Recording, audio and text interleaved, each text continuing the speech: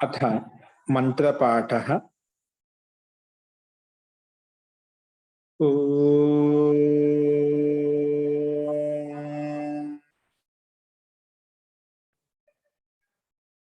सहनाववतु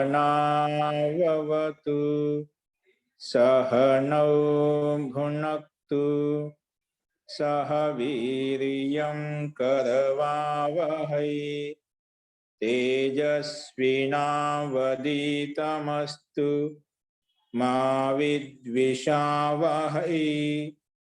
ओम शांति शांति शांति। सर्वेभ्यो नमः। अंदरिकी नमस्कारम अंडी। మహోదయ నమస్తే అండి. పోస్ట్ ఏమని మాట్లాడండి.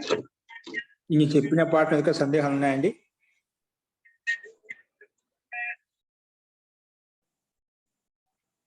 అదివో నేను చెప్పిన పాఠంలో ఏదైనా సందేహాలు చెప్పండి.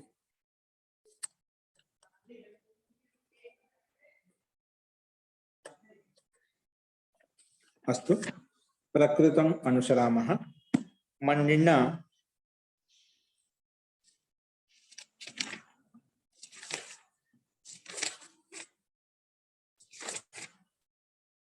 కాలోపసర్జనే చ తుల్యం ఇది చెప్పుకోవాలనుకుంటాను.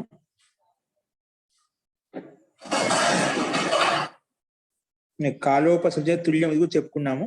నెక్స్ట్ కాల ఉపసర్జన వాచి, కాల ఉపసర్జనం చ అశిష్యం శాస్త్రం అశక్యం అని చెప్పు. ఎందుకు? తుల్య హేతుత్వాత్ అంటే లోక ప్రమాణత్వాత్. ప్రధాన ప్రత్యర్థ వచనం ఏవైతే ఉందో ఇది కూడా అన్య ప్రమాణం కారణంగా లోక ప్రమాణం కారణంగా అశిష్యం అని చెప్పుకున్నాము. శాసించలేము, శాస్త్రం అశక్యం. అలాగే ఉపసర్జన కాలవాచి శబ్దం కూడా శాస్త్రం అశక్యం అశిష్యం అని చెప్పారు. ఎందుకంటే ఇక్కడ కూడా పైన చెప్పిన లోక ప్రమాణత్వాత్ అనే హేతువే ఇక్కడ తీసుకోవాలి అని మనం చెప్పుకున్నామండి. ఇప్పుడు అదే క్రమంలో ఇంకొకటి సూత్రం చూడండి. 58వ సూత్రము. ద్యాత్యాఖ్యాయాం ఏకస్మిన్ బహువచనం అన్యతరస్యాం. జాత్యాఖ్యాయాం ఏకస్మిన్ బహువచనం అన్యతరస్యాం. ఇది మనకు 58వ సూత్రం అండి. జాత్యాఖ్యాయాం పదవిభాగం చేసుకుందాం. ముందు జాత్యాఖ్యాయం సప్తమి విభక్తి ఏకవచనము, ఏకస్మిన్ సప్తమి విభక్తి ఏకవచనం. రెండు కూడా సప్తమి విభక్తి ఏకవచనంలో ఉన్నాయి. జాతి శబ్దం స్త్రీలింగంలో ఉంది, ఏకస్మిన్ పుల్లింగంలో. జాత్యాఖ్యాయాం సప్తమి ఏకవచనము, ఏకస్మిన్ సప్తమి విభక్తి ఏకవచనం. నెక్స్ట్ బహువచనం ప్రథమ విభక్తి ఏకవచనం. బహువచనం అంటే ప్రథమ విభక్తి ఏకవచనం.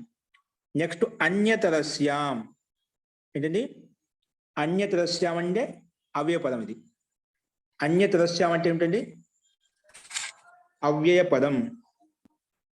అన్యతరస్యాం అంటే ఇక్కడ అవ్యయ పదం తీసుకున్నాము. సో ఇది పద విభాగం మనకు. ఇప్పుడు జాత్యాఖ్యాయం సూత్రంలో జాత్యాఖ్యాయం అనే మొట్టమొదటి పదం ఉంది కదా. జాత్యాఖ్యాయం అంటే ఏమిటి? ఆ శబ్దం గురించి చెప్తున్నాను ఇక్కడ చూడండి. జాతే ఆఖ్య జాత్యాఖ్య. జాతి అంటే ఏమిటి? మనిషి జాతి, పశు జాతి జాతి అనమాట. ఇది జాతికి సంకేతంగా బ్రాహ్మణ జాతి, క్షత్రియ జాతి, వైశ్య జాతి అలాగా. అంటే ఒక పేరుతో అందరికీ వాచకం, అందరూ గ్రహింపబడాలన్నమాట. అటువంటి జాతి, పశు జాతి అలా ఏది చెప్తాం మనం. సో జాతే ఆఖ్య. ఆఖ్య అంటే కథనం. జాతి యొక్క కథనాన్ని జాత్యాఖ్య అంటాము. ఏదైనా ఒక జాతి యొక్క కథనాన్ని జాత్యాఖ్య అని పిలుస్తాను. ఒక జాతే ఆఖ్య, జాతి యొక్క కథనాన్ని జాత్యాఖ్య పిలుస్తామంట. తస్యాం జాత్యాఖ్యాయాం ఇది షష్ఠీ తత్పురుష సమాసంలో ఉంది. తస్యాం డాష్ డాష్ పెట్టి వదిలేసామంట. అంటే దాని అర్థం ఏంటి? జాత్యాఖ్యాయం. దాన్ని జాత్యాఖ్యాయం, జాతి యొక్క కథనాన్ని జాత్యాఖ్యాయం అంటామని చెప్పి మనం చూసాము. నెక్స్ట్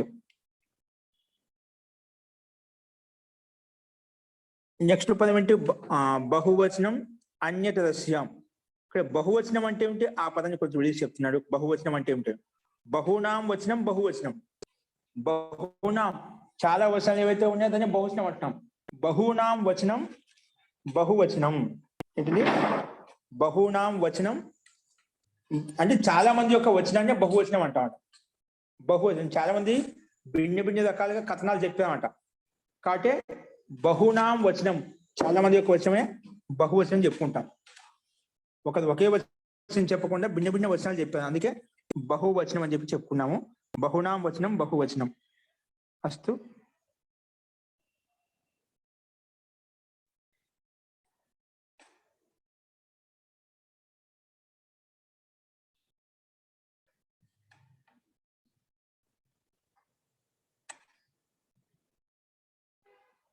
ఇప్పుడు దీని అర్థం చూడండి.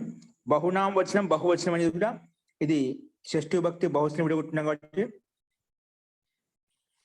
ఇది షష్ఠి తత్పురుష సమాసము. పైన షష్ఠి తత్పురుష సమాసం చెప్పిన జాత్యాఖ్యాయంలో కూడా అదేవిధంగా బహువచనం అనే పదంలో కూడా రెండు షష్ఠి తత్పురుష సమాసాలు. ఇప్పుడు దీని యొక్క అర్థం ఏంటో చూద్దాం, గమనిద్దాం. ఇక్కడ అనువృత్తి అంటూ ఏం లేదండి. ఇక్కడ సూత్రంలో ఏది పైనుంచి ఆశిష్యం ప్రకారం కూడా అయిపోయింది. ఇక్కడ ఆ సందర్భం అయిపోయింది. ఇప్పుడు సూత్రంలో ఏవైతే పదాలు ఉన్నాయో వాటిని వెనక ముందు పెట్టి దీని యొక్క సూత్రాలను చెప్పుకుంటామండి. ఎలాగైనా చూడండి. జాత్యాఖ్యాయాం ఏకస్మిన్ అర్థే, ఏకస్మిన్ శబ్దం వచ్చిందా? జాత్యాఖ్యాయం అదే పదం చూడు, కంటిన్యూ చేశాను. జాత్యాఖ్యాయం ఏకస్మిన్ అర్థే. ఏకస్మిన్ అర్థే బహువచనం వికల్పేన భవతి. బహుత్వం వికల్పం. జాతి అంటే ఇప్పుడు జాతి మొత్తం ఏకవచనంలో ఉంటుందండి. ఇప్పుడు బ్రాహ్మణ జాతి ఒక బ్రాహ్మణ చూసినట్టు ఆ జాతి మొత్తం గ్రహించబడుతుందండి. ఆ జాతి శబ్దం ఏకవచనంలో ఉంది, కానీ అది మొత్తం జాతి గ్రహించబడుతుంది అన్నమాట. అదే విధంగా చెప్పాడు ఇక్కడ.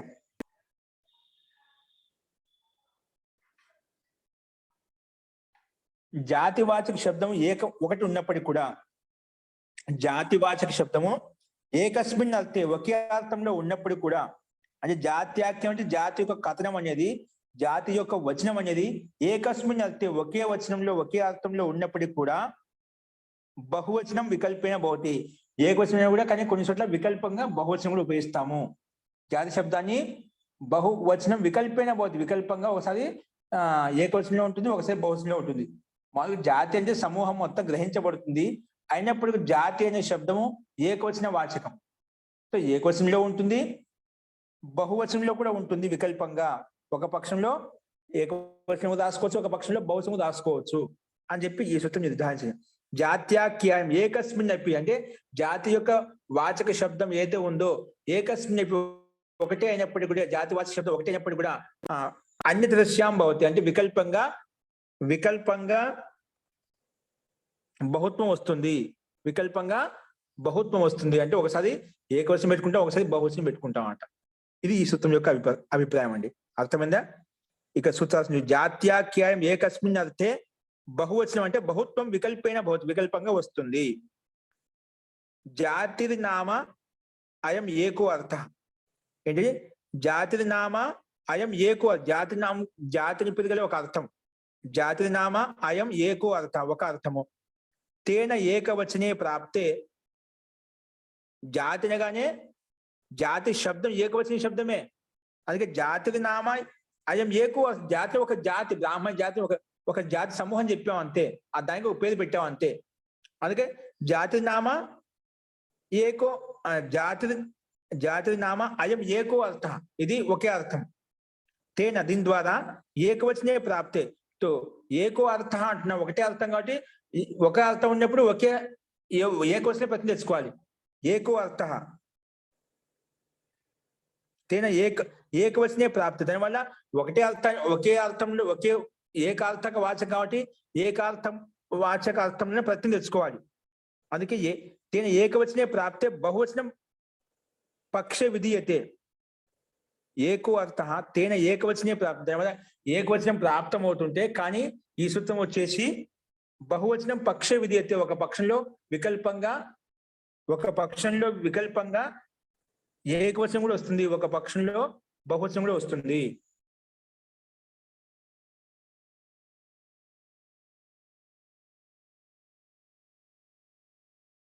ఈ రకంగా మనకి ఈ సూత్రం విధించిందండి. అదే విషయం చెప్పారు. జాతి నామ అయం ఏకో అర్థ, ఒకే అర్థం కాబట్టి తేన ఏకవచనే ప్రాప్తే, ఏకవచనం ప్రాప్తమైనప్పుడు బహువచనం పక్షే విధేయతే, అంటే ఒక పక్షంలో బహువచనం కూడా వస్తుంది అని చెప్పి సూత్రం చెప్పారు. ఒక పక్షంలో బహువచనం కూడా వస్తుంది చెప్పి ఈ సూత్రం చెప్పింది. అస్తు. సో ఉదాహరణ ఏంటి? సంపన్నాహ యవాహ. ఇందులో ఎవరికైనా సందేహం ఉందండి? ఈ సూత్రం యొక్క అర్థంలో సూత్రార్థం ఎవరికైనా సందేహం ఉందా? సూత్రం యొక్క అభిప్రాయం తెలిసిందా? సూత్రం యొక్క అభిప్రాయం తెలియాలంటే జాతివాచక శబ్దం ఏకవచనంలో ఉన్నప్పుడు కూడా వికల్పంగా బహువచనం కూడా చెప్పుకోవచ్చు అని చెప్పి సూత్రం చెప్పింది. ఇదే దీని యొక్క అర్థం. జాతివాచక శబ్దము ఏకార్థక వాచకమే. ఏకార్థక వాచకమైనప్పుడు ఏకార్థంలోనే ఏకవచనార్థంలో ప్రతి తెచ్చుకోవాలి. ఏంటి? వికల్పంగా ఏకవచనం కూడా వస్తుంది, బహువచనం కూడా వస్తుంది. జాతివాచక శబ్దం అయినప్పుడు కూడా బహువచనం కూడా వస్తుంది ప్రత్యయము అని చెప్పి ఈ సూత్రం నిర్ధారించిందన్నమాట. అస్తు. ఇప్పుడు అదేంటో ఉదాహరణ చూద్దాం. మహోదయ, జీ వరలక్ష్మి గారు, ఇక్కడ అన్యతర శ్యామ్ అంటే వికల్పేన అని వస్తుందా? జీ అన్యతర శ్యామ్ వికల్పంగానే అర్థం. ఓకే. ఇది ఆ వ్యాకరణ ఆచార్యుల యొక్క సంజ్ఞా పరిభాష సూత్రం అన్నమాట. పరిభాష. అన్యతర వికల్ప, విభాష అంటే వికల్పం. అలాగే అన్యతర శ్యామ్ అని కూడా వికల్పం అని అర్థం. ఇది వేద చంద్రశాస్త్రంలో ఉపయోగిస్తాండి ఎక్కువ. చంద్రశాస్త్రంలో ఈ పదాన్ని ఎక్కువ ఉపయోగిస్తుంటామంట. ఓకేనా? ఓకే ఓకే అండి. ఉదాహరణ వచ్చే సంపన్నాహ యవాహ, సంపన్నాహ వ్రీహ. ఇవన్నీ ఉదాహరణ. సంపన్నాహ యవాహ ఇది ఒక ఉదాహరణ. సంపన్నాహ వ్రీహయ.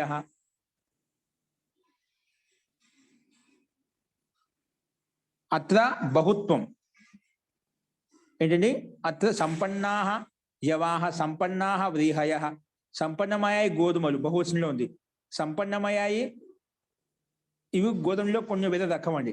ఇప్పుడు మనకు వడ్లలో భిన్న భిన్న రకాలు ఏ విధంగా ఉన్నాయి, బియ్యంలో భిన్న భిన్న రకాలు ఏ విధంగా ఉన్నాయో అట్లా గోధుమలో కొన్ని భిన్న భిన్న రకాలు ఉంటాయన్నమాట. ఓకే. తో యవాహ అనే గోధుమలో ఇంకో భిన్న ప్రజాతి అనమాట. సంపన్నాహ సంపన్నమయ్యాయి యవములు, గోధుమలు. సంపన్నాహ వ్రీహయ ఇవి కూడా గోధుమలని ఇంకో రకము ఉత్పన్నమయ్యాయి. ఇక్కడేంటి? బహువచనంలో అందుకే సంపన్నాహ యవాహ, సంపన్నాహ వ్రీహయ ఇవి బహువచనం పెట్టేశాం. సంపన్నో యవః, సంపన్నః యవః, సంపన్నో వ్రీహి. అత్ర ఏకత్వం. వికల్పంగా వస్తుంది చెప్పేదా? ఒకసారి సంపన్నాహ యవాహ, అది ఏకవచనం పెట్టుకుంటే సంపన్నః యవః, సంపన్నః వ్రీహి అలా వస్తుంది. ఎందుకంటే ఈ జాతివాచక శబ్దం అనేది భిన్న జాతివాచక శబ్దం కాబట్టి ఏకవచనం ఉన్నప్పుడు కూడా ఏకవచనంలో ఒక పక్షంలో ఉంటుంది, ఒక పక్షంలో ఉండదు. అక్కడ బహువచనం ఉంటుంది అన్నమాట. అది చెప్పారు. ఒకసారి ముందు బహువచనం చూపించారు. సంపన్నాహ యవాహ, సంపన్నాహ వ్రీహయ. అట్లా బహుత్వానికి ఉదాహరణ చూపించాడు. నెక్స్ట్ సంపన్నో యవః, సంపన్నో వ్రీహి. అత్ర ఏకత్వం, ఏకవచనం. సంపన్నః ఏకవచనం, సంపన్నః, సంపన్నౌ, సంపన్నాః. అలాగా వ్రీహయ, వ్రీహయౌ, వ్రీహి, వ్రీహయ, హరిహి, హరిహరయ. అలాగా వ్రీహయ అలా రూపం నడుస్తుందండి. ఓకేనా? సో ఇక్కడ ఏకవచనం కూడా చూపించాడ. సంపన్నాహ యవాహ, సంపన్నః యవః, సంపన్నాహ వ్రీహయ, సంపన్నః వ్రీహి. ఇది ఏకవచనంలో, పైది బహువచనంలో. జాత్యర్థస్య ఏకత్వే, జాత్యర్థస్య సూత్రంలో జాత్యాఖ్యాయం ఏకస్మిన్ చెప్పాడు. జాతి ఆఖ్యానంలో జాత్యాఖ్యాయం ఏకస్మిన్. జాత్యర్థస్య ఏకత్వే బహుత్వే చ సతి. ఈ జాత్యర్థం అనేది ఏంటి? మన సూత్రం ప్రకారంగా ఏకత్వే బహుత్వే చ సతి. ఏకత్వం వస్తుంది, బహుత్వం వస్తుంది. అంటే మన పై వికల్పంగా వస్తుంది చెప్పాం కదా, ఏకత్వం బహుత్వం అని చెప్పి. ఏకత్వే బహుత్వే చ సతి ద్వేకయోర్ ద్విర్వచనైక వచనే ఇది బహుసు బహువచనం ఇది చ యథాయోగం ఏకవచన బహువచనే భవతః. ఇక్కడ ఏకవచనం అంటున్నాం. ఏకవచనం ఎలా వస్తుంది? ఏకవచనం ప్రతి నేర్చుకుని ఎవరు చెప్తారు? ద్వేకయోర్ ద్విర్వచనైక వచనే అనే సూత్రం ప్రకారంగా నువ్వేం చెప్పావు? జాత్యర్థస్య ఏకత్వే బహుత్వే చ సతి. ఏకత్వం వస్తుంది, బహుత్వం వస్తుంది, రెండు వస్తాయని చెప్పావు. ఏకత్వం వచ్చినప్పుడు ఏ సూత్రం ద్వారా ఏకవచన ప్రత్యయం వస్తుంది అనేది. అదే బహుత్వ ప్రత్యయం ఎలా వస్తుందంటే బహుసు బహువచనం ప్రకారంగా ఈ బహువచన ప్రత్యయం వస్తుంది. ఈ రెండు సూత్రాలు మనం నిర్ధారించామట. కాబట్టి యథాయోగం ఏకవచనం బహువచనం భవతః, క్రమంగా యథాయోగం ఓసారి ఏకవచనం ఓసారి బహువచనం కూడా ప్రయోగాలు కనిపిస్తాయండి. ఓకే,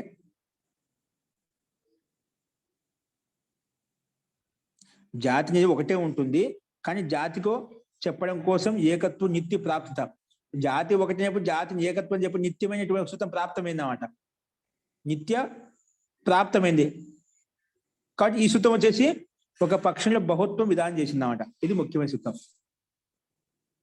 ఇది ముఖ్యమైన జాతి శబ్దం ఏకత్వ వాచకం కాబట్టి నిత్యంగా ఏకవచనం ప్రాప్తం అవుతుంటే ఈ సూత్రం వచ్చేసి లేదండి బహువచనంలో కూడా వికల్పంగా మనం ఉపయోగించుకోవచ్చు, ఇబ్బంది లేదు, దోషం ఏమి లేదని చెప్పి ఈ సూత్రం నిర్ధారించిందండి. అస్తు, ఈ సూత్రం యొక్క ఉదాహరణ యొక్క సందేహం ఉందా? కేవలం బహువచనము ఏకవచనంలో ఉన్నాయి, బహువచనంలో ఉన్నాయి, తర్వాత ఏకవచనంలో ఉన్నాయి. అస్తు, ఈ రకంగా ఈ సూత్రం చెప్పుకున్నాయి. ఇందులో ఒక సందేహం ఉందా అండి? స్పష్టమైందా? ఓకే అండి. సో ఏకవచన జాతి గ్రహణానికేనండి, జాతి గ్రహణానికి అండి. జాతి శబ్దం ఏకత్వ వాచకమైనప్పటికీ కూడా ఏకవచనం ప్రతినిధి రాకుండా బహువచనం కూడా ప్రతినిధి తెచ్చుకోవచ్చు ఒక పక్షంలో అని చెప్పి సూత్రం నిర్ధారించింది. అంతే, ఏకత్వం కూడా వస్తుంది, బహువచనం కూడా వస్తుంది. ఓకేనా మహోదయ? వ్రీహయ అంటే మహోదయ? గోధుమలు. వ్రీహయ యవాహ గోధుమలు, వ్రీహయ కూడా గోధుమలు మహోదయ. ఆ గోధుమల రకాలు ఉంటాయి. ఇప్పుడు నేను చెప్పాను కదా, మన వడ్లకు బియ్యంలో ఎన్ని రకాల కర్నూలు సోనా, నంద్యాల సోనా అని చెప్పాను, రకాల సోనాలు గ్రెయిన్స్ లో డిఫరెంట్ టైప్స్. జౌ అంటామండి హిందీలో, దాని తెలుగులో ఏమో తెలియదు. జౌ జొన్నలు అని అంటాం. జొన్నలండి, జొన్నలు కాదండి, జవ గోధుమలు కూడా ఉంటాయి. జవా గోధుమ అంటారు, జవా గోధుమలు, జవా తాగుతూ ఉంటాం అన్నమాట. అవి జావా తాగుతుంటారు కదా అవి. బార్లీ కాదండి, బార్లీ అయి ఉంటుంది. యవా అంటే బార్లీ అంటారు తెలుగులో. జావా తాగుతుంటావా? బయట కూడా రాగి సంకటి అని చెప్తుంటారు, రాగి సంకటి జావా సంకటి అని చెప్తుంటాం. అవి రాగుల మీద వస్తుంది. మళ్ళీ జావా అనేది జావా ఉందన్నమాట, అది దీని ద్వారా వచ్చిందన్నమాట. ఓకేనా? వస్తుంది. రెండో చూడండి, ఇప్పుడు మనకు ఒకటి జాతిలో జాతి వాచకం ఏకవచనం అయినప్పటికీ కూడా వికల్పంగా బహువచనం ప్రయోగించుకోవచ్చు అని చెప్పి ఒక సిద్ధాంతం స్థాపించారు మహర్షి పాణిని. ఇప్పుడు రెండో సూత్రం చూడండి ఏమంటుంది. ఇక్కడ పైంచి ఏకస్మిన్ కి అనువృత్తి 59వ సూత్రం పక్క సూత్రం వరకు వస్తుంది. బహువచనంకి అనువృత్తి 60వ సూత్రం వరకు వస్తుంది. ఓన్లీ బహువచనం అనే పదానికి అనువృత్తి ఎంతవరకు వస్తుంది? అనువృత్తి 60వ సూత్రం వరకు వస్తుంది. అంటే ప్రతి పదంలో బహువచనం అనే పదం అనువృత్తి రాసుకుంటామట. ఇంకోటి ఏకస్మైన పదం కేవలం పక్క సూత్రం వరకు 59వ సూత్రం వరకే వస్తుందన్నమాట. అక్కడ సూత్రం చెప్పుకున్న తర్వాత అక్కడ అంచి కట్ అయిపోతుంది. అలాగే అన్యతరస్యానికి అనువృత్తి 62వ సూత్రం వరకు వస్తుందంట. 62వ సూత్రం వరకు అన్యతరస్యం అనే సూత్రానికి అర్థం అనువృత్తి వస్తుంది. ఓకే, అది ఏంటో చూడండి. నెక్స్ట్ ఏంటండి? అస్మదో 59వ సూత్రం. అస్మదో ద్వయోశ్చ, అస్మదో ద్వయోశ్చ, అస్మదో ద్వయోశ్చ ఏమంటుంది? అస్మద. చూడండి, అస్మద కింద స్లైడ్ చూడండి.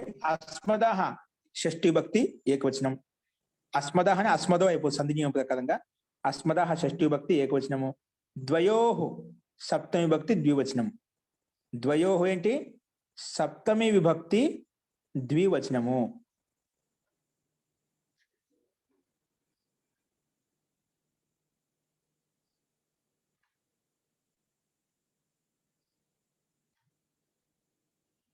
అస్మద షష్ఠీ భక్తి ఏకవచనము, ద్వయోహు సప్తమి భక్తి ద్వివచనము.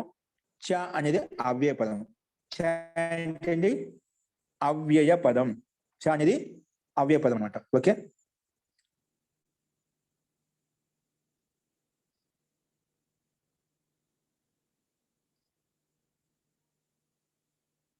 చ అనేది అవ్యయ పదం. చూడండి,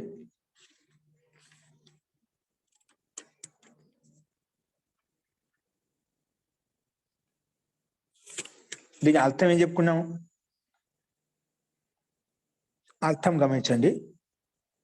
అస్మదో యో అర్థ తస్య ఏకత్వే సత్తి ఏకత్వే ద్విత్వే చ బహుత్వం వికల్పేన భవతి. అంటే అస్మద్గా ఏదైతే అర్థం ఉందో ఏకత్వంలో అస్మ శబ్దం యొక్క ఏకవచనం ద్వివచనం ప్రయోగం ఉందో అక్కడ బహువచనం కూడా ఉపయోగిస్తామండి.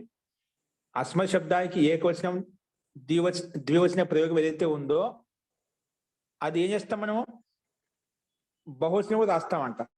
అంటే మనం లోక వ్యవహారంలో ఒక్కోసారి ఒకరు ఉన్నప్పుడు ఏకవచనం ఉపయోగిస్తాం, ఇద్దరున్న కూడా ఒకసారి ఒకరున్నా ఇద్దరున్న కూడా ఒకరున్నప్పుడు ఏకవచనం ప్రాయంగా ఉపయోగిస్తాం. కానీ ఒకరున్నప్పుడు ఒకసారి బహువచనంలో ఉపయోగిస్తుంటాం అండి. ఒకరు ఇద్దరున్న కూడా బహువచనంలో ఉపయోగిస్తాం, ఇద్దరున్న కూడా దాన్ని బహువచనంలో ఉపయోగిస్తాం అంట. అదేంటో ఉదాహరణ చూద్దాం. సో ఇది లోక వ్యవహారాలు చూస్తుంటాం. ఒక్కోసారి ఒకరున్న కూడా మేము అంటుంటాం, నేను అనకుండా మేము అంటున్నాం, మేమిద్దరం అనకుండా మేము అండి అంటున్నాం, ఇద్దరు చేస్తున్నాం అని మేము చేస్తున్నామండి అంటే బహువచనంలో ఉపయోగిస్తామంట. ఏం ఉపయోగిస్తాము? బహువచనం. అంటే అస్మద్ శబ్దం యొక్క ఏదైతే అర్థం ఉందో, అస్మద్ అంటే నేను అని అర్థం, అస్మద్ శబ్దం యొక్క అహం ఆవాం వయం. తో ఏకవచనంలో ఉన్నప్పటికీ కూడా ద్వివచనంలో ఉన్నప్పటికీ కూడా అహం శబ్దం యొక్క ప్రయోగము, నేను లేదా మేమిద్దరు అనే ప్రయోగము ఏకవచనంలో ద్వివచనంలో ఉన్నప్పుడు కూడా ఒక్కోసారి బహువచనం కూడా ఉపయోగిస్తాము. అందుకే వికల్పేన బహువచనం కూడా అయిపోతుంది, వికల్పంగా బహువచనం కూడా అయిపోతుంది అని చెప్పి సూత్రం యొక్క అర్థం చెప్పింది. సో సూత్రార్థం ఏం చెప్పాను నేను? ఏం చెప్పానంటే అస్మదో యో అర్థ, అస్మద్ శబ్దానికి ఏదైతే అర్థం ఉందో యో అర్థ, అస్మద్ శబ్దం యొక్క ఏదైతే అర్థం తస్య ఏకత్వే ద్విత్వే సతి. ఆ అస్మద్ శబ్దానికి ఏకత్వే, ఇప్పుడు అస్మద్ రూపం ఎట్లా వస్తుంది? అహం అంటే నేను, ఆవాం అంటే మేమిద్దరం, వయం అంటే మేమందరం అని చెప్పాం కదా. ఇక్కడ అహం ఏకవచనం వచ్చినా, ఆవాం ద్వివచనం వచ్చినా, ఏది వచ్చినా కూడా అస్మద్ యో అర్థ, అస్మద్ శబ్దానికి ఏదైతే అర్థం ఉందో తస్య ఏకత్వే ద్విత్వేచ, ఏకత్వంలో వచ్చినప్పటికీ ద్విత్వే ద్వివచనంలో వచ్చినప్పటికీ కూడా ఏమవుతుంది? బహుత్వం వికల్పేన స్యాత్. ఏకవచనంలో ఉన్నది ఏకవచనంలో ఉపయోగించకుండా ద్వివచనంలో ఉన్నదాన్ని ద్వివచనం చెప్పకుండా ఎలా చెప్తామండి?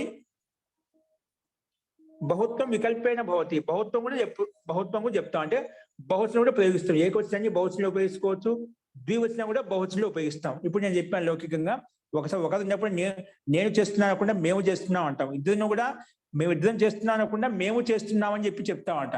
అలాగే ఏకవచనంలో ఉన్నా బహువచనంలో ఉన్నా కానీ ఒక్కోసారి ప్రయోగం మటుకు బహువచనంలో ఉపయోగిస్తాము వికల్పంగా. అంటే అట్లా కూడా చెప్పుకోవచ్చు, ఏకవచనం చెప్పుకోవచ్చు, ద్వివచనం చెప్పుకోవచ్చు.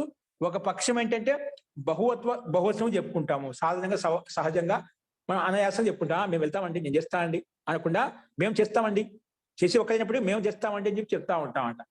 ఓకే, సో ఈ రకంగా ఈ సూత్రం యొక్క అర్థం చేసుకోవాలి. అస్మద్ శబ్దం యొక్క ఏదైతే అర్థం ఉందో అది ఏకత్వంలో ద్విత్వంలో ఉన్నప్పుడు కూడా బహుత్వం వికల్పైన స్యాత్, బహుత్వం వికల్పంగా వస్తుంది అని చెప్పి ఈ సూత్రం చెప్పింది మనకు. దీని యొక్క ఉదాహరణ చూడండి. ఏంటి? అహం బ్రవీమి, ఏంటి? నేను చెప్తున్నాను. వాక్యం ఏంటి? అహం బ్రవీమి, నేను చెప్తున్నా. స్పష్టంగా ఉంది ఏకవచనంలో. అహం అంటే నేను, బ్రవీమి చెప్తున్నాను, మాట్లాడుతున్నాను. అహం బ్రవీమి నేను చెప్తున్నాను. ఇత్యస్య స్థానే వక్త వయం బ్రూమః ఇత్యపి వక్తుం శక్నోతి. వయం బ్రూమ, వయం అంటే అహం ఆవాం వయం. బహువచనం ఏంటండి? అహం ఆవాం వయం, బహువచనం ఉపయోగిస్తున్నాం కదా.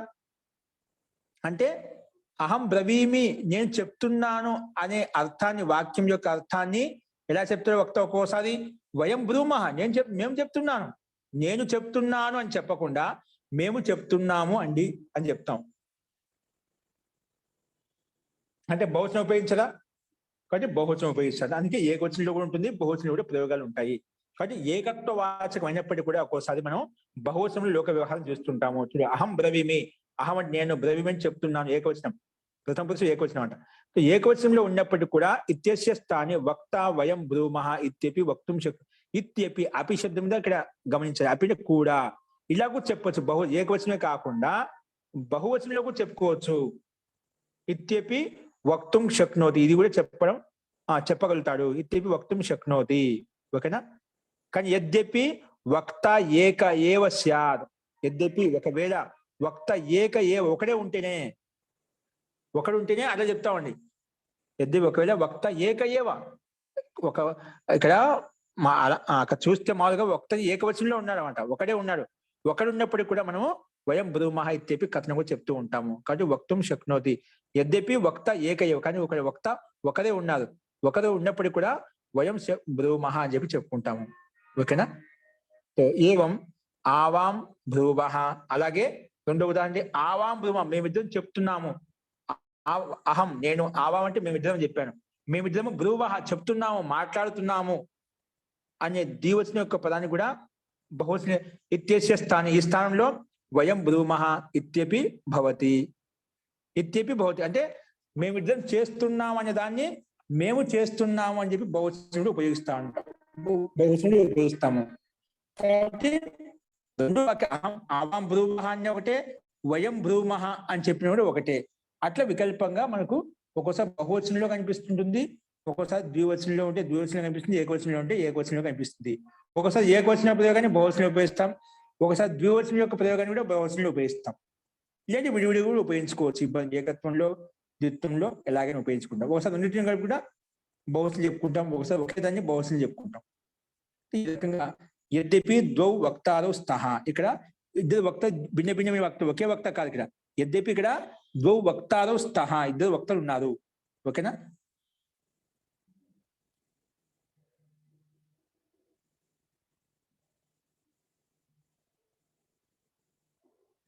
ఇక్కడ బోలిన వాళ్ళ వక్త ఒకరైనప్పుడు కూడా వయం బ్రూమః అని చెప్పి చెప్పుకుంటామంట. బహువచనం కూడా తెలుసుకోవాలి. ఓకేనా? యద్యపి ద్వౌ వక్తారౌ స్తః, ఇక్కడ వక్తలు ఇద్దరు ఉన్నారు. యద్యపి ద్వౌ వక్తారౌ స్తః, ఇద్దరు వక్తలు ఉన్నారు ఇక్కడ అని చెప్పి ఈ సూత్రం యొక్క అర్థం చెప్పుకున్నాం. అస్తు, ఈ సూత్రం యొక్క అభిప్రాయం వచ్చిందండి. ఈ సూత్రం యొక్క అభిప్రాయం ఏమంటుంది? అస్మదో ద్వయోశ్చ, అస్మద్ శబ్దం యొక్క ఏదైతే అర్థం ఉందో, ద్వయోశ్చ ఏకవచనంలో ద్వివచనంలో కూడా ఉపయోగించుకోవచ్చు. ఏది? బహువచనాన్ని. పైనుంచి బహువచనానికి అనుమతి వస్తుందన్నమాట. పైనుంచి బహువచనం అనే పదానికి అనుమతి వస్తుంది. కాబట్టి ఈ శబ్దాన్ని ఏకవచనంలో ఉపయోగించుకోవచ్చు, బహువచనం కూడా ఉపయోగించుకోవచ్చు అని చెప్పి సూత్రార్థం మనకు స్పష్టంగా చెప్పిందండి. అంటే లోక వ్యవహారంలో నేను చెప్తున్నాను అనే వాక్యాన్ని మేము చెప్తున్నాము, లేదా మేమిద్దరము చెప్తున్నా అనే వాక్యాన్ని మేము చెప్తున్నాము అని చెప్పి ఇక్కడ మనం భిన్న భిన్న రకాలుగా ఉపయోగించుకోవచ్చు. యద్యపి ద్వౌ వక్తలు వస్తాయి, ఇక్కడ భిన్న భిన్న ఇద్దరు వక్తలు ఉన్నారు, ఉన్నప్పటికీ కూడా మేము చెప్తున్నాము అని చెప్పి చెప్తామంట. ఆవాం బ్రువ, మేమిద్దరు చెప్తున్నాము, మేమిద్దరు చెప్తున్నాము అని ఇద్దరు ఉన్నప్పుడు కూడా ఇద్దరిని ఉపయోగించకుండా సమస్త పదాన్ని ఉపయోగిస్తామంట. అంటే వయం బ్రూమః, మేమందరం మేము మాట్లాడుతున్నాం అనే అర్థాన్ని ఉపయోగిస్తామంట. ఓకే? ఇత్యపి భవతి, ఇలాగూ చెప్పవచ్చు. యద్యపి ద్వౌ వక్తారౌ స్తః, ఇద్దరు వక్తలు ఉన్నప్పటికీ కూడా ఏకవచనమైన ద్వివచనం బహువచనం ఉపయోగించుకోవచ్చు అని చెప్పి ఈ సూత్రం మనకు స్పష్టత ఇచ్చిందండి. అస్తు. ఇది ఈ సూత్రం యొక్క అభిప్రాయం. ఇందులో సందేహం చెప్పండి. ఆచార్య యుష్మత్ శబ్దానికి మారిపోతుంది కదా మహోదయ, అలా అయితే మరి ఎట్లా? అలా అయితే అక్కడ మరి క్రియాపదం మారిపోతుంది కదండి. క్రియాపదం మారిపోతే అర్థం మారిపోతుంది కదా. మారిపోయింది. వయం బ్రూమః అని చెప్తున్నా కదా ఇక్కడ. అహం బ్రవీమి, ఇక వాక్యం ఒకటి. నేను చెప్తున్నాను దానికి మనం ఎలా చెప్తాము? వయం బ్రూమః, వయం బ్రూమః అని ఒక్కోసారి స్వయం ఉపయోగించుకుంటాను, ఒకసారి ఏకత్వవాచక విషయాన్ని కూడా స్వయం బహువచనంలో ఉపయోగిస్తామంట. రాజరికం విషయంలో అట్లా చెప్తా ఉంటారు కదండి. రాజుల విషయంలో, రాజుల వాళ్ళు మేము మా యొక్క అంటానికి మేము రాము, ఒకడే ఉన్నప్పటికీ మేము రాము అని అట్లా చెప్తారు కదా. శ్రేష్ఠ వ్యక్తులు, పెద్దవాళ్ళు, గొప్పవాళ్ళు ఏదైతే ఉంటుందో వారు అలా మాట. సామాన్య వ్యక్తి ఏకవచనంలో ఉంటే ఏకవచనంలో, ద్వివచనం ఉపయోగిస్తాం. శిష్ట వ్యక్తులు ఏదైతే ఉన్నదో, దార్శనికుల వ్యక్తులు ఏదైతే పద్ధతి అంటే విద్వాంసులు ఏదైతే ఉన్నదో, పండితులు ఏదైతే ఉన్నదో, మహాపురుషులు ఏదైతే ఉన్నదో, వారు శ్రేష్ఠ వ్యక్తి ఏదైతే ఉన్నదో వారు ఇట్లా ఉపయోగిస్తామట. ఓకేనా? శ్రేష్ఠ వ్యక్తులు ఇది ఉపయోగిస్తామట. అందుకే ఆవాం బ్రూవః అన్య, అహం బ్రవీమి అన్య కూడా దాన్ని మనం వయం బ్రూమః అని చెప్పి బహువచనం చెప్తాము. వయం బ్రూమః యుష్మత్ శబ్దానికి రాదండి. యుష్మత్ శబ్దం తర్వాత వస్తుందండి, అది కూడా ప్రయోగం ఉంది. ఇప్పుడు అస్మత్ శబ్దం చూపించారు, యుష్మత్ శబ్దం తర్వాత ఇప్పుడు వస్తుంది. ఓకేనా? ఈ సూత్రం యొక్క అర్థం కేవలం ఏంటి? అస్మద్ శబ్దం యొక్క అర్థం అయితే ఉందో అది ఏకవచనంలో ఉపయోగించుకోవచ్చు, ద్వివచనంలో కూడా ఏకవచనంలో ఉన్నా ద్వివచనంలో ఉన్నా కూడా దాన్ని బహువచనంలో ఉపయోగించుకోవచ్చు అని చెప్పి స్పష్టంగా చెప్పింది. బహువచనంలో అస్మత్ శబ్దము షష్ఠి విభక్తిలో మమ మే ఉంటది కదా మామూలుగా. మమ అవునండి మమ ఆవయోః మే కూడా అస్మాకం, మమ ఉమ్, ఆవయోః అస్మాకం, మే ఆవయోః అస్మాసు. ఉమ్. జీ. మే నౌ గురుగారు నహ. ఉమ్. గురుగారు అహం జీ.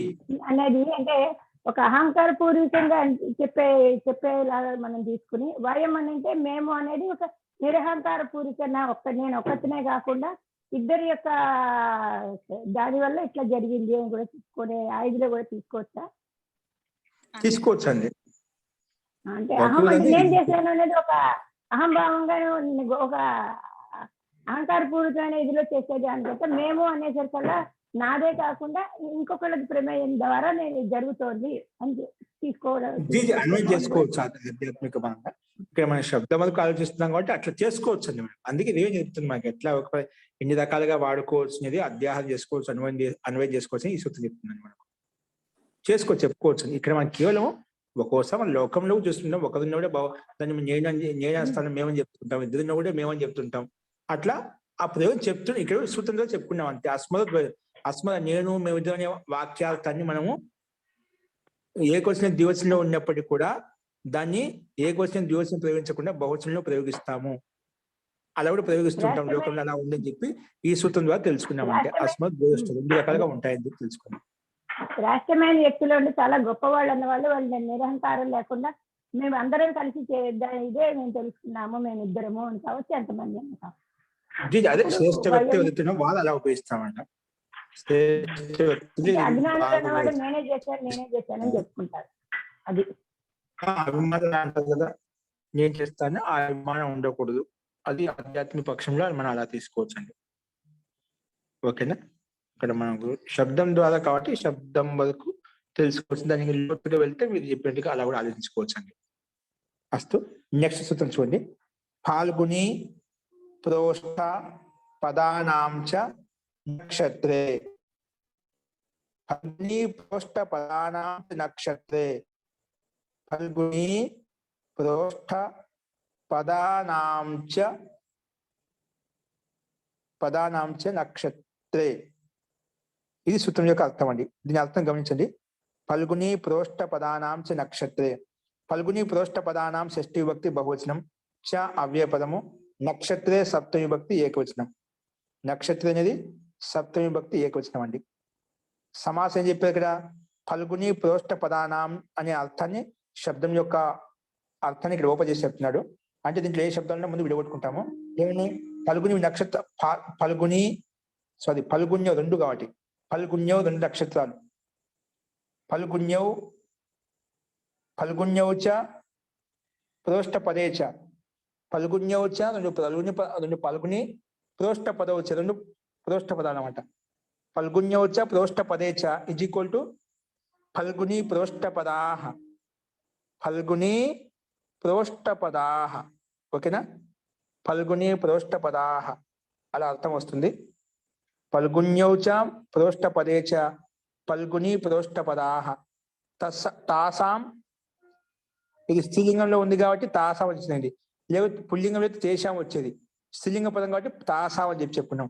తాసాం ఫల్గుని ప్రోష్ఠ పదానాం షష్ఠి విభక్తి బహువచనం అన్నమాట. స్త్రీలింగంలో షష్ఠి విభక్తి బహువచనం. ఫల్గుని ప్రోష్ఠ పదానాం షష్ఠి విభక్తి బహువచనం అన్నమాట. చ అనేది అవ్యయపదం. చ అనేది అవ్యయపదం.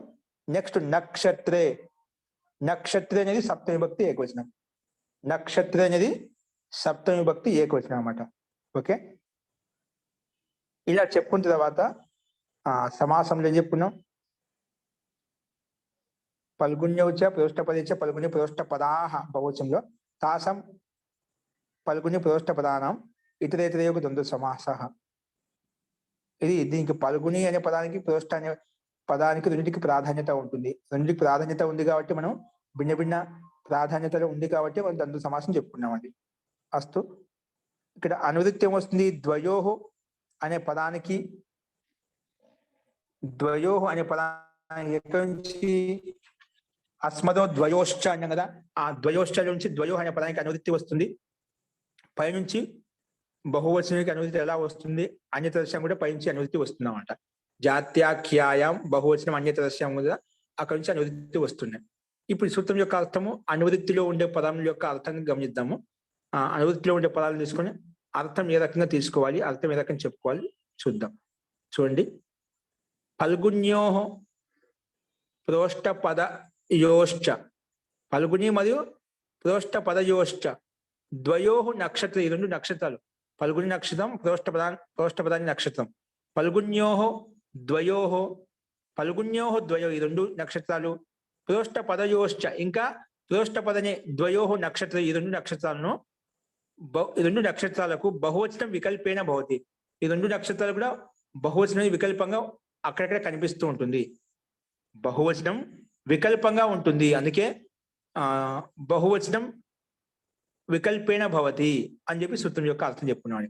ప్రోష్ట అనే ఫల్గుని అనే నక్షత్రం, ప్రోష్ట నక్షత్రము ఇక్కడ రెండు ఉన్నప్పటికీ కూడా బహువచనంలో ఉపయోగిస్తాము. రెండు నక్షత్రాలు ఉన్నప్పటికీ కూడా దీన్ని బహువచనంలో ఉపయోగిస్తాము. ఫల్గుణ్యో ద్వయో ప్రోష్ట పదయోశ్చ, ఫల్గుణ్యో ద్వయో ప్రోష్ట పదయోశ్చ ద్వయో నక్షత్రయో, అదుండేటివి నక్షత్రయో బహువచనం వికల్పేన భవతి, బహువచనం వికల్పంగా వస్తుంది అని చెప్పి సూత్రం యొక్క అర్థం చెప్పుకున్నాం. ఇక్కడ అదే పదాన్ని విడగొట్టి చెప్పారు.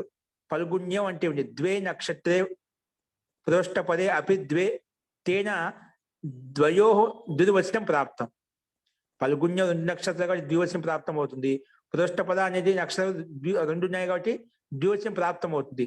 కానీ ద్వివచనం ప్రాప్తం కాకుండా ఫల్గుణ్యం ద్వివచనంలో ఉన్నప్పటికీ కూడా, ప్రోష్టపద ద్వివచనంలో ఉన్నప్పటికీ కూడా ద్వయో ద్వివచనం ప్రాప్తం, ద్వివచనం ప్రాప్తమైంది. ద్వివచనం ప్రాప్తమైనప్పటికీ కూడా బహువచనం అన్యతరస్యాం విధీయతే, బహువచనం అనేది వికల్పంగా విధించబడుతుంది,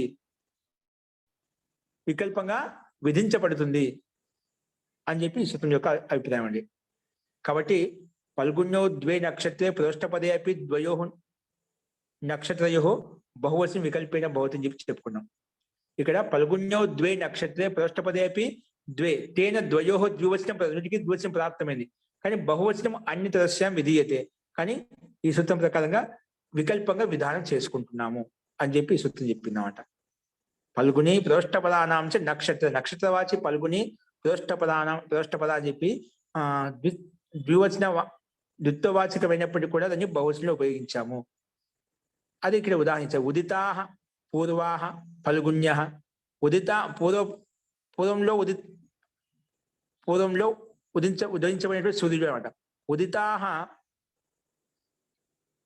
పూర్వాహ ఫల్గుణ్య, ఉదితాహ పూర్వాహ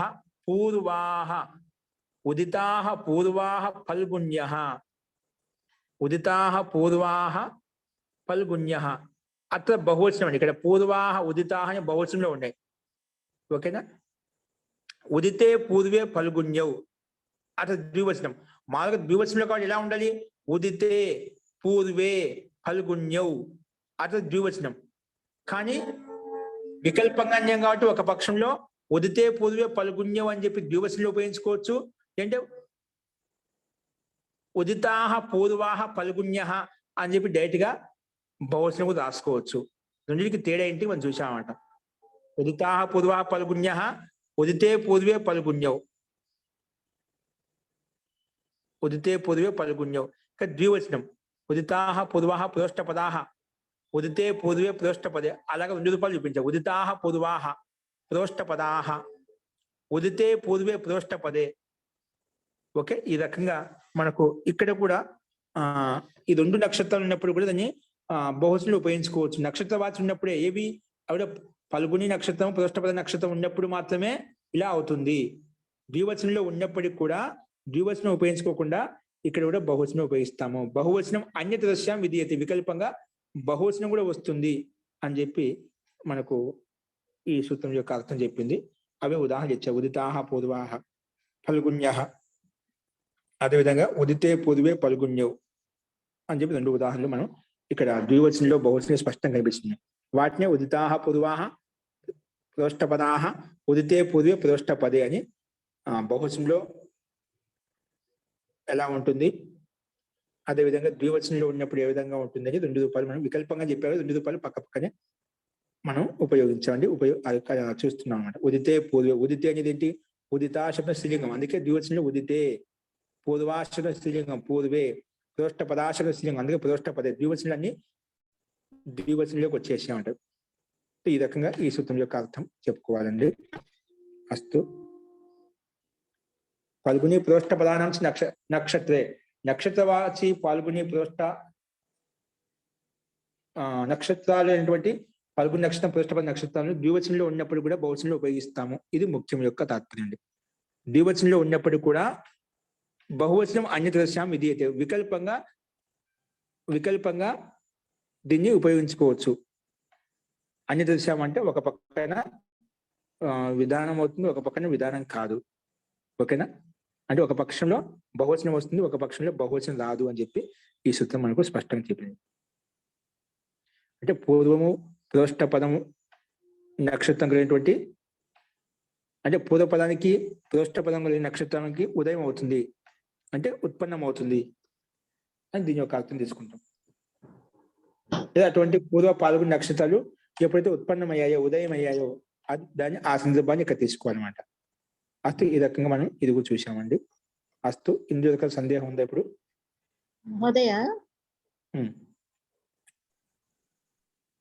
మహోదయ జీ చెప్పండి. ఇక్కడ ఫల్గుణి అంటే పూర్వ ఫల్గుణి, ఉత్తర ఫల్గుణి అని 2 నక్షత్రాలు. అవే అండి. ప్రోష్ఠపద అంటే పూర్వ భాద్రపద, ఉత్తర భాద్రపద 2 నక్షత్రాలు కదా, అవే అండి ఇక్కడ. అదే కదండి ఇక్కడ. అవునండి. పూర్వ పాల్గొని, ఉత్తర పాల్గొని, పూర్వ భాద్రపద, ఉత్తర భాద్రపద, భాద్రపద. ఇది 2 నక్షత్రం అంట. ద్వివచనంలో ప్రయోగించాలి కదా. ద్వివచనం ప్రయోగించకుండా డైరెక్ట్ బహువచనం ఉపయోగిస్తున్నాం అంట. అట్లా బహువచనం కూడా వికల్పంగా ఉపయోగించు. ద్వివచనం ఉపయోగించుకో దోషం లేదు, కానీ బహువచనం కూడా ఉపయోగిస్తాము అని సూత్రం చెప్పినమాట. అందుకే 2 రూపాయలు వికల్పంగా బహువచనం అన్యతరస్యాం వికల్పం కూడా వస్తాయి. ఏకవచనం ఉంటుంది, ద్వివచనం ఉంటుంది, బహువచనం కూడా ఉంటుంది అని చెప్పి చెప్పారు. ఇది సూత్రం యొక్క అభిప్రాయం అండి. ఓకేనా? మహోదయ, జీ ఇప్పుడు మిగతా నక్షత్రాలని కూడా 2 ఉన్నప్పుడు ద్వివచనంలో వాడచ్చు, మళ్ళీ వాటిని బహువచనంలో కూడా చెప్పొచ్చు కదా మిగతా నక్షత్రాలకు కూడా? జీ ఎక్కడ 2 అక్కడ వాడుకోవచ్చు. మిగతా అంటే పూర్వాషాఢ, ఉత్తరాషాఢ 2 ఉన్నాయి. ఇవి కాకుండా మామూలుగా అశ్విని, భరణి అవి ఉన్నాయి కదా, అవి అన్ని 2 లేవండి. అవన్నీ 2 క్షమిస్తామండి. ఇక్కడ ఏవైతే నిర్ధారించబడ్డా అవి తీసుకోండి. ఇవే ముఖ్యంగా పూర్వపాలము, ఉత్తరపాలము ఈ రెండింటికి సూత్రంలో విశేషంగా నిర్ధారించబడ్డాయి. వేరే నక్షత్రం అది సూత్రంలో స్పెసిఫిక్ గా ఈ రెండింటికి చెప్పారు. 2 నాటికి చెప్పారు. వర్తిస్తుంది. వర్తించదండి. కానీ ఉత్తర పల్గుని అని అంటారు. కానీ ఇంతకు ముందు చెప్పుకున్న సూత్రంలో అక్కడ అహం వయం అనేటప్పుడు అక్కడ ఏం రిస్ట్రిక్షన్స్ లేవు. ఏ క్రియాపదానైనా అహంతో వాడుకోవచ్చు, వయంతో వాడుకోవచ్చు, ఆ తర్వాత ఆవంతో వాడుకోవచ్చు అని చెప్పారు. అక్కడ ఏమి కండిషన్స్ పెట్టలేదు. ఇక్కడ మాత్రం 2 నక్షత్రాలు ఉన్న వాటికని ఇక్కడ కండిషన్ పెడుతున్నారు. ఎందుకంటే స్పష్టంగా అవునండి, 2 నక్షత్రాలు స్పష్టంగా ఉన్న ద్వివచనం ఉండాల్సింది. బహువచనం విధానం కోసమే 2 ఉంటే 2 ఉపయోగించాలి. బహువచనం అనే సందేహం రాకుండా ముందే చెప్పాడు బహువచనం. ఎందుకంటే ప్రయోగాలు 2 ఉన్నాయన్నమాట. ప్రయోగం ఎలా ఉంటుంది 2 ఉంటాయని చెప్పి చూపించడం కోసం ఈ సూత్రం యొక్క విధానం. అక్కడ పై సూత్రంలో అయితే అహం ఆవం వయం అనే దగ్గర నేను చేస్తున్నాను, నేను తింటున్నాను, నేను పరిగెడుతున్నాను, అక్కడేమి రిస్ట్రిక్షన్స్ లేవు. ఇక్కడ వచ్చేటప్పటికే ఈ 2 నక్షత్రాలు ఉన్నది ఇక్కడ రిస్ట్రిక్షన్ పెట్టారు, కండిషన్ పెట్టారు. జీ అది కూడా దీంట్లో అని చెప్పి కండిషన్ పెట్టాడు. అవును, అర్థమైంది మహోదయ, ధన్యవాదాలు. ఇక్కడ కూర్చొని 61వ సూత్రము. ఛందసి పునర్వస్పోరేకవచనం. ఛందసి పునర్వస్పోరేకవచనం ఇది కూడా అలాంటిదే. ఇక్కడ పునర్వసన అంటే ఏవైతే నిర్ధారించబడే విశేషంగా ఇలా పేరు తీసుకుని చెప్తున్నా అండి. పేరు తీసుకొని చెప్తున్నా ఏ నక్షత్రం. ఛందసి విషయంలో మాత్రం ఛందసి పునర్వస్పోరేకవచనం, పునర్వసు ఏకవచనం అన్నమాట. పునర్వసు ఏకవచనం. చూడండి ఇక్కడ అర్థం గమనించండి. ఛందసి సప్తమి విభక్తి ఏకవచనం. ఇది ఛందసి అంటే వేదంలో. పునర్వసు నక్షత్రం, పునర్వస్వోహ ఏకవచనం. పునర్వస్వోహ అనేది పునర్వస్వ ద్వివచనంలో ఉందండి. ద్వివచనం శబ్దము. ఏకవచనం ప్రథమ విభక్తి ఏకవచనం. ఏకవచనం అనేది ప్రథమ విభక్తి ఏకవచనం. ఛందసి సప్తమ్యంతం ఏకవచనం, సప్తమి విభక్తి ఏకవచనము. పునర్వస్వోహు షష్ఠి విభక్తి ద్వివచనము. ఏకవచనం ప్రథమ విభక్తి ఏకవచనం. ఓకే, ఇది ఈ పద విభాగం, దాని విభక్తి రచన. అనువృత్తి నక్షత్రే అనే పదానికి అనువృత్తి వస్తుంది. పైనుంచి ప్రోష్ట పదానాంచ నక్షత్రే అన్నాం కదా, అక్కడ నక్షత్రే అనే పదం యొక్క అర్థం అనువృత్తి ఇక్కడ తీసుకుంటామంట. ఇంకా ద్వయో అన్యత్రస్యానికి కూడా అనువృత్తి వస్తుంది. ఇవన్నీ కలుపుకొని సూత్రార్థం ఏముంటుందో చూడండి. ఛందసి విషయం అంటే వేద విషయంలో పునర్వస్వోహ నక్షత్రయో, ఇక్కడ 2 నక్షత్రాలు. పునర్వస్వోహ నక్షత్ర, పునర్వసు నక్షత్రానికి పునర్వస్వోహ నక్షత్రయో ద్విత్వే వికల్పేన ఏకవచనం. ఇక్కడ చూడండి, ఛందసి విషయంలో మాత్రం ద్విత్వమైనప్పుడు ఏకవచనం ఉపయోగించాలి. పైన చెప్పారు ద్విత్వం అంటే బహువచనం ఉపయోగించుకోవచ్చు, ఇబ్బంది లేదని చెప్పారు. ద్వివచనం కూడా ఉపయోగించుకోవచ్చు, లేదా బహువచనం కూడా ఉపయోగించుకోవచ్చు అని చెప్పారు. కిందికి వచ్చేదికి ఏం చెప్పారు ఇక్కడ వేద విషయంలో మాత్రము ఈ 2 నక్షత్రాలు ఉన్నప్పటికీ ద్విత్వే వికల్పేన ఏకవచనం భవతి. ద్విత్వే ఉన్నప్పటికీ కూడా వికల్పం ద్వారా ఏకవచనం వస్తుంది. అర్థమవుతుందా? ఛందసి విషయే పునర్వస్వోహో అంటే పునర్వస్వోహ ఏమిటి? నక్షత్రయో. పునర్వస్వోహ నక్షత్ర ద్విత్వే వికల్పేన ఏకవచనం భవతి. ద్విత్వం ప్రాప్తమైనప్పుడు వికల్పంగా ఏకవచనం భవతి, ఏకవచనం వస్తుందన్నమాట. వికల్పేన ఏకవచనం భవతి అని చెప్పి ఈ సూత్రం అర్థం చెప్పింది. దీని గురించి చెప్పాడు. పునర్వసు ద్వే నక్షత్ర, పునర్వసు అనేది 2 నక్షత్రాలు అండి. తేన ద్వయో ద్వివచనే ప్రాప్త, 2గా ద్వివచనం ప్రాప్తం కావాలి. ప్రాప్తే పక్షే ఏకవచనం విధీయతే. పై సూత్రం అనే 2 నక్షత్రాలు అక్కడ పల్గుని ప్రోష్టపద నక్షత్రాలు ద్విత్వం ఉన్నప్పటికీ లేదంటే బహువచనం ఉపయోగించుకోవచ్చు అని చెప్తున్నాడు. కానీ ఇక్కడికి వచ్చేసరికి పునర్వసు నక్షత్రం మాటకం ద్విత్వంలో ఉంటేనా అది ఏకవచనంలో విధానం చేయాలి, ఏకవచనంలోనే విధానం చేయాలని చెప్పి ఈ సూత్రం యొక్క అభిప్రాయం అండి. పునర్వసు ద్వే నక్షత్రే తేన ద్వయో ద్వివచనం ప్రాప్త, 2టికి ద్వివచనం ప్రాప్తమైనప్పుడు పక్షే ఒక పక్షంలో ఏకవచనం విధీయతే, ఒక పక్షంలో ఏకవచనం కూడా ఉంటున్నమాట. అందుకే ఏమొస్తుంది? పునర్వసు నక్షత్రం అంట. పునర్వసు నక్షత్రం ఏకవచనంలో ఉంది.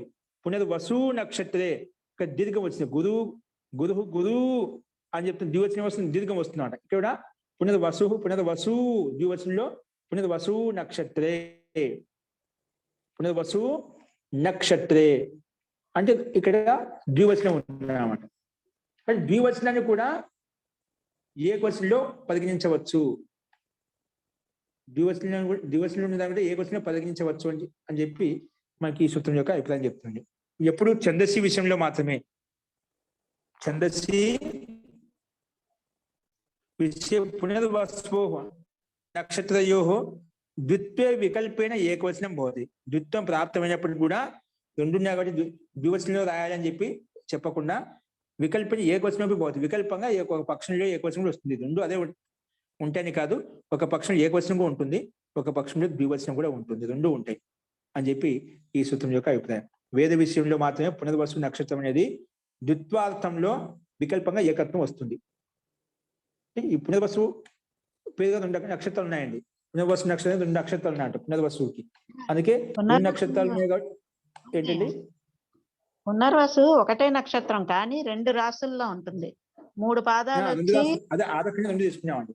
2 రాసుల్లో ఉంటుంది కాబట్టి అది రిపీట్ అవుతుంది కాబట్టి 3 పాదాలు రాశిలో ఉంటాయి, ఒక పాదం వచ్చి కర్కాటక రాశిలో ఉంటుంది. అది జీ 2 రాశులు కాబట్టి అందుకని 2 నక్షత్రాలు. కానీ పునర్వసు ఒకటే నక్షత్రం 2 రాసుల్లో ఉంటుంది. భిన్న భిన్నంగా ఉంటుంది కాబట్టి అది 2 తీసుకున్నాం. అదే 2 రాశుల్లో ఉంది కాబట్టి ద్వివచనం అంటే ఒకటి సేమ్ కదా, నక్షత్రం అదే కదా. అందుకే ఇక్కడ ద్విత్వం ప్రాప్తమై ద్వివచనం ఉపయోగించుకోకుండా పల్గుని నక్షత్రాన్ని కూడా అట్లానే అంటారండి. ఉత్తర పల్గుని అని చెప్తారు.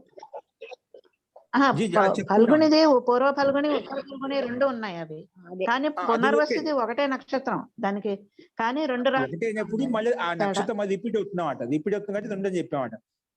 అదే సో రిపీట్ అయింది కాబట్టి చంద్రశి విషయంలో మాత్రము కూడా ఉంటుంది.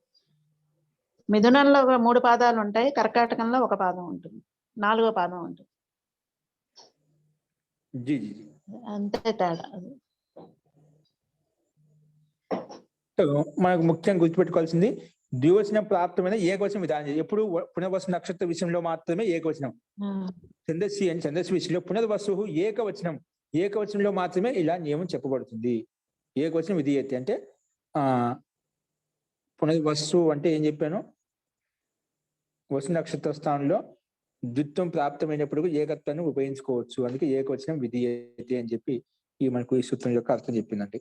అస్తు ఇక్కడ ఉదాహరణలు అంటూ ఏమి లేవు. ఇక్కడ పునర్వసు కనిపించే పునర్వసు నక్షత్రం లౌకికంగా ద్వివచనమే ఉపయోగించాలి నక్షత్రం కదండి అని ఆచార్య? ఏకవచనం ద్వివచనం రెండు ఉపయోగించుకోవచ్చు అని చెప్పి వికల్పంగా మనకి విధానం చేసింది. జీ రాజ్యలక్ష్మి గారు. ఆ, ఆచార్య ఇది అంటే లౌకికంగా మటుకి ద్వివచనం ఉపయోగించాలి. రెండు అంటే రెండు ఉపయోగించుకోవచ్చు. లౌకికం కాదు, శాస్త్రం కాదు. రెండు రకాల ప్రయోగాలు ఉన్నాయి. ఎక్కడ ప్రయోగం ఎలా ఉంటే అలా ఉపయోగించుకోవచ్చు. ఇబ్బంది రెండు ఉపయోగించుకోవచ్చు. ఛాయిస్ ఇచ్చాడు. వికల్పేన భవతి అలా కూడా ఉంది ప్రయోగం, ఇలా కూడా రెండు ఉన్నాయి. ఇప్పుడు రెండు తెలిసే అంటే సందేహం రాదు. ఛందస్సి అని ఇచ్చాడు కదండి, అంటే లౌకికంగా మటుకి ద్వివచనం కదా ఉపయోగించాలి. ఓకే, మీ ఛందస్సులో అభిప్రాయం ఏకవచనం ఉన్నారు కదండి. జీ అర్థమైందండి మీ అభిప్రాయం. ఛందస్సు అని స్పష్టంగా చెప్పాడు కాబట్టి ఛందస్సులో మాత్రం ఈ నియమము. లౌకికంగా సామాన్యంగా లోకంలో సామాన్యంగా ద్వివచనం ఉపయోగిస్తాం. దీన్ని బట్టి లోకంలో సామాన్యంగా ద్వివచనం ఉపయోగిస్తామండి. ఓకేనా? అంటే ఇక్కడ కూడా విశేషంగా అయినప్పటికీ కూడా మనం ఒక్కొక్కసారి ఏకవచనం కూడా ఉపయోగిస్తుంటామండి. అది ఇప్పుడే మనకు ముఖ్యంగా ద్వివచనం కూడా ఉపయోగిస్తుంటే ఏకవచనం కూడా ఉపయోగం ఉంటుంది. కాబట్టి రెండు రకాలుగా మనం తీసుకోవాలి.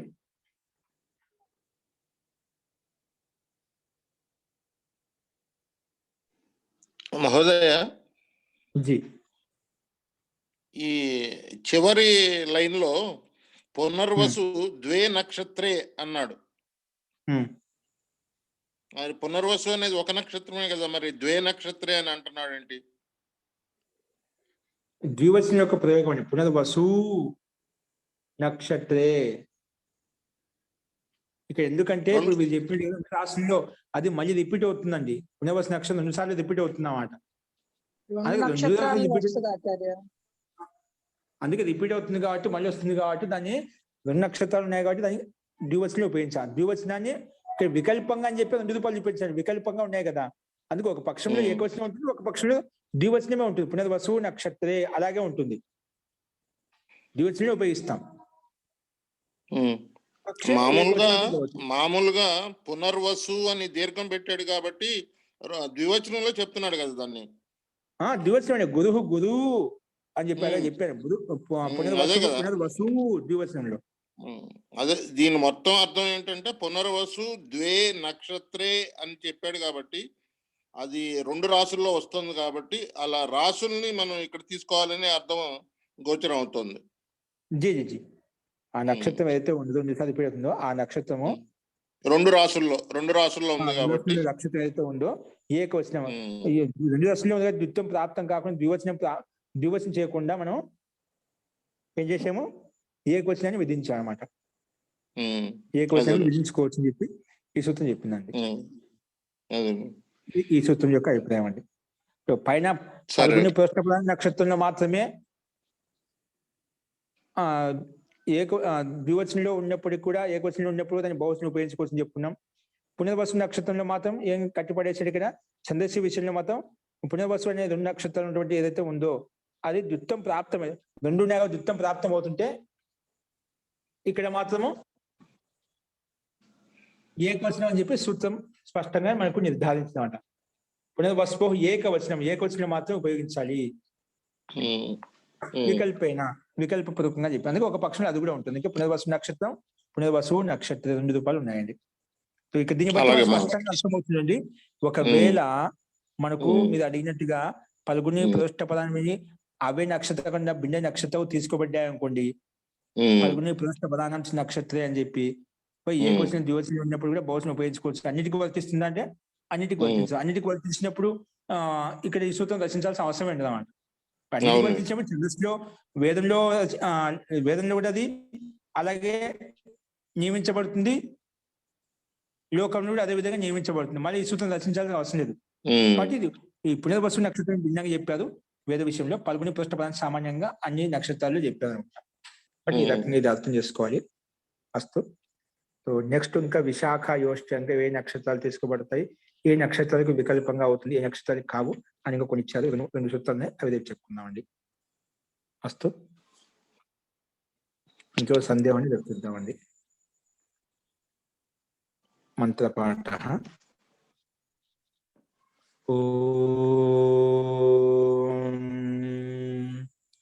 సర్వే భవంతు సుఖినః, సర్వే సంతు నిరామయాః, సర్వే భద్రాణి పశ్యంతు, మా కశ్చిద్ దుఃఖభాగ్ భవేత్. ఓం శాంతి శాంతి శాంతి. సర్వేభ్యో నమః. అందరికీ నమస్కారం అండి. నమస్తే మహోదయ. నమస్తే ఆచార్య. ఓం నమస్తే మహోదయ. నమస్కారం ఆచార్య. జై నమస్తే. నమస్తే, ధన్యవాదాలు మహోదయ. జై సర్వేభ్యో నమః. సర్వేషాం భద్రాత్. హరి ఓం. నమస్కారం.